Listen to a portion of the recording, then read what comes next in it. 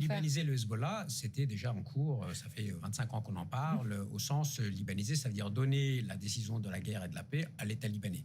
Maintenant, il ne faut pas oublier que l'État libanais a toujours, et c'est là le grand renversement stratégique opéré par Israël, l'État libanais a toujours été en guerre contre Israël. Aujourd'hui, il y a un nouveau récit là, qui est apparu, qui marche côté israélien, de dire nous, on n'est pas en guerre contre les Libanais, on n'est pas en guerre contre l'État libanais, nous, c'est contre le Hezbollah.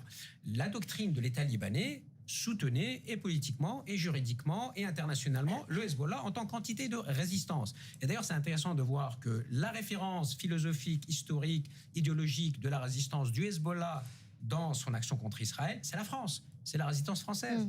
Et d'ailleurs, je vous invite à lire ou relire la lettre ouverte de Hassan Nasrallah dans Le Figaro le 15 avril 2005, lettre à un ami français, où il rappelle justement les préceptes et les grands principes de pourquoi il est important de résister à Israël et combien la résistance a pu libérer le Sud-Liban en 2000. Merci. Là aussi, elle fait partie de la propagande du Hezbollah. Donc la France aujourd'hui a beaucoup de choses à dire et à faire, notamment dans la diplomatie asymétrique du gouvernement libanais qui est maintenant acculé à négocier avec les Israéliens directement. Là aussi, c'est un renversement stratégique.